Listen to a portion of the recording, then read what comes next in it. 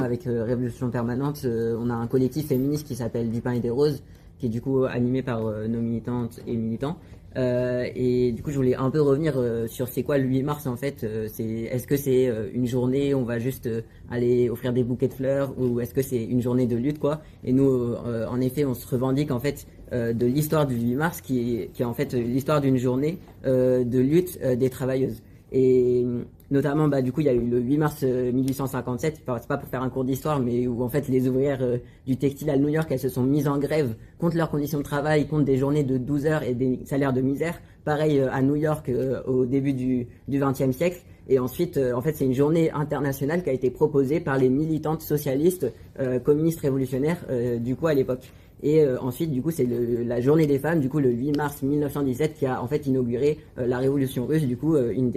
la première révolution victorieuse quoi au XXe siècle, et qui a ensuite permis en fait d'obtenir l'égalité devant la loi, le droit au divorce, le droit à l'avortement, la dépénalisation de l'homosexualité et de la prostitution, et j'en passe encore, mais aussi la socialisation des tâches domestiques pour les femmes, pour assurer en fait une amélioration réelle des conditions de vie. Et du coup, nous, c'est de tout cet héritage qu'on va se revendiquer avec Du Pain et des Roses, et notamment en fait dans le contexte actuel que Christian il a rappelé quoi, où on pense que c'est plus qu'urgent de lutter pour un féminisme révolutionnaire, mais notamment du coup un féminisme qui est en indépendance de l'État. Pourquoi en indépendance de l'État? C'est que, on l'a vu, Christian l'a rappelé, en fait on est dans une crise aiguë du capitalisme qui fait qu'on se tape des attaques austéritaires, mais aussi un retour des guerres, des rivalités entre pays impérialistes. Et du coup, nous, on peut que constater en fait que l'ère en fait du néolibéralisme, qui se peignait un peu d'un visage progressiste, du coup en nous donnant des droits par-ci par-là, dont en fait les politiques n'ont jamais vraiment remis en cause les oppressions. En fait, cette ère-là, elle est en train de toucher à sa fin, parce que maintenant les gouvernements,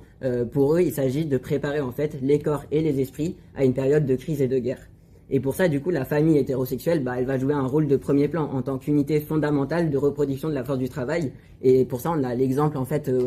actuellement des attaques horribles en fait de Trump aux États-Unis, qui a pour objectif tout simplement de nier l'existence des personnes trans, d'ériger cette communauté comme une cible en fait, tout comme aussi les étrangers sans papier qu'il essaye de déporter par milliers. Et en fait, toutes ces attaques-là, elles se font au nom des femmes, pour protéger les femmes de l'idéologie de genre extrémiste, la vérité biologique, pour leur sécurité, etc. Mais elle ne fait qu'accompagner et préparer des attaques aussi contre les droits reproductifs des femmes et à disposer de leur corps. Par exemple, la réduction de l'identité de genre qu'il défend, en fait, de sexe à la conception, c'est-à-dire du fœtus, en fait, c'est juste préparer un fondement juridique pour une attaque politique sur l'IVG, quoi. Et à ça, du coup, il y a le président argentin Milei, mais aussi en Trump, mais aussi en France, en fait, les politiques qui emboîtent le pas à cette tendance-là et qui viennent nous attaquer aussi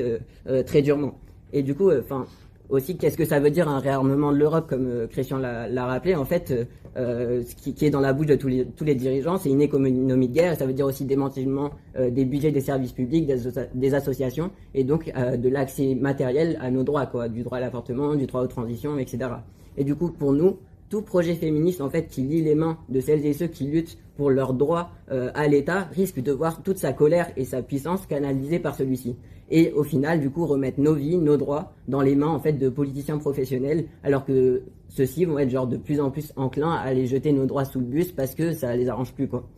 Nous, on lutte aussi pour un féminisme qui soit résolument anti-impérialiste et internationaliste. Parce que le but de toutes ces attaques, c'est d'assurer un contrôle sur les corps, de renforcer les divisions patriarcales, de s'assurer une sécurité démographique, et de mettre aussi au pas en fait une jeunesse qui est aujourd'hui trop woke, trop pacifiste, pour pouvoir l'envoyer à la guerre facilement, quoi. Et c'est aussi, ça va être de dresser en fait un ennemi intérieur qui va être crucial en fait pour les bourgeoisies impérialistes pour aller au bout de leur projet militaire. Et encore une fois, ça c'est en fait une question de survie pour les États impérialistes, quoi. C'est une question qui va transcender même les camps politiques jusqu'à, du coup, comme on l'a vu, la France insoumise. Et aujourd'hui, en fait, il y a tout un pan du féminisme qui va être fonctionnel à ce projet. Enfin, par exemple, je pense en France, on voit des figures du coup du féminisme comme Dora Muto, Marguerite Stern, qui convergent avec l'extrême droite, qui ont accès du coup à tout leur réseau d'édition de médias pour défendre en fait une idéologie dégueulasse de fémo-nationalisme qui va du coup instrumentaliser toute la quatrième vague du féminisme qui a lutté contre les violences patriarcales au service d'un agenda sécuritaire, raciste, xénophobe et transphobe sous prétexte de protéger les femmes. Mais on a aussi toute une instrumentalisation du féminisme, en fait, à des fins sionistes et colonialistes. Enfin là, je sais pas si vous avez vu, mais du coup, il y a les collectifs Nous Vivrons et Némésis, qui sont des collectifs d'extrême droite, proches notamment des générations identitaires, qui du coup revendiquent d'avoir le droit de manifester le 8 mars en scandant leurs slogans racistes, leurs slogans pro-génocide du peuple palestinien. Et derrière ces collectifs, il y a le soutien sans faille du gouvernement, notamment de la ministre Aurore Bergé, qui du coup en a profité pour avancer sa criminalisation des féministes pro-Palestine. Ils viennent de menacer d'interdire en fait la manifestation féministe du 7 mars parce qu'il y aura du coup des organisations palestiniennes qui vont y participer pour défendre en fait le droit des femmes palestiniennes qui se font massacrer. Et ça en fait, une interdiction d'une manifestation féministe en France, ce serait inédit, ça serait la première fois en fait que ça arriverait en France.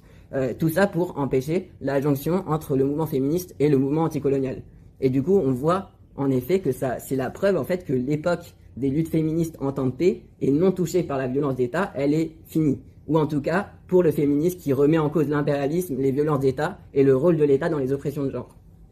Nous ensuite, on défend aussi en fait un féminisme qui soit lutte des classes et révolutionnaire. Ça veut dire qu'il travaille à une alliance entre le mouvement féministe et le mouvement ouvrier. Du coup, pour de nombreux groupes féministes, en fait, le 8 mars, ça va être une journée de lutte pour certains des droits des femmes au sein, en fait, du capitalisme. Nous, on est d'accord qu'on doit lutter pour l'unité, dans l'unité la plus large, pour les droits des femmes, pour des meilleures conditions de vie possibles dans le système. Par contre, on veut vous convaincre, en fait, qu'il y a une nécessité à une organisation féministe révolutionnaire qui va pas se limiter à l'extension de droits formels, en fait, dans un cadre de plus en plus étroit, qui est la démocratie capitaliste. Pour nous, en fait, les luttes des femmes et des personnes LGBT, elles doivent s'inscrire dans la perspective d'une révolution socialiste pour mettre fin, pour de bon, en fait, à un système d'exploitation qui ne mène qu'à toujours plus de crises et de guerres, comme on est en train de le voir aujourd'hui, quoi. Du coup, notamment avec Du pain et des roses, le 5 mai dernier, on avait initié avec d'autres organisations le mouvement Riposte Trans, qui avait réuni des milliers de personnes contre les attaques transphobes du Rassemblement national et des Républicains, et on y a défendu la fin en fait de l'isolement des luttes trans, et pour que celles-ci elles deviennent en fait la cause de l'ensemble du mouvement social et du mouvement ouvrier, et de sa force de frappe qu'on a notamment connue avec des millions de personnes dans la rue pendant la réforme des retraites. Et ça, on le défend aussi parce que pour nous, toutes les attaques contre les droits trans et les droits LGBT, en fait, qui sont financées par le patronat dans ses campagnes réactionnaires sur les médias, les réseaux sociaux et tout, elles servent en fait à creuser des fractures au sein des classes populaires autour de lignes de race, de genre, de sexualité, et en fait d'empêcher une unité face à toutes les attaques qu'on subit. Du coup aussi, alors que les femmes et les minorités de genre, elles sont les premières victimes en fait de toutes les coupes budgétaires dans la santé, dans la culture, etc., qui vont avoir un effet sur l'accès effectif à nos droits, augmenter la précarité et du coup la potentialité de violence patriarcale. Nous du coup on défend en fait de lutter aux côtés des travailleuses, des services publics, de la santé, de l'éducation, de la culture, contre l'austérité, mais aussi dans le privé contre tous les licenciements qui servent du coup l'un comme l'autre en fait juste à préserver le profit des grands patrons, quoi. Et du coup, ce 8 mars, on aura des cortèges de Du pain et des roses, notamment du coup à Metz, à Strasbourg, à Paris, à Marseille, à Toulouse, à Bordeaux, à Montpellier, j'en passe encore. Mais on en aura aussi du coup à Barcelone, à Rome, à New York, à Berlin, à Buenos Aires et à Mexico. Et du coup, tous ces cortèges avec un but commun qui est de défendre du coup cette alliance entre mouvement féministe et mouvement ouvrier, mais aussi une lutte du coup internationaliste, anti-impérialiste pour une Palestine libre, ouvrière et socialiste, contre la guerre, l'extrême droite, l'austérité et le militarisme qui se feront du coup toujours à notre détriment. Et du coup, je vous invite en fait déjà à discuter tous ensemble, mais aussi à nous aider du coup à porter cette voix à Metz dans la rue samedi prochain. Du coup, pour faire vraiment un cortège, on sera le plus nombreux et nombreuses possible du coup pour porter cette voix dans la manifestation. Et il y a notamment aussi un atelier banderole auquel les camarades vous inviteront du coup le vendredi 7. Et voilà. Et je pense qu'on peut tous discuter maintenant.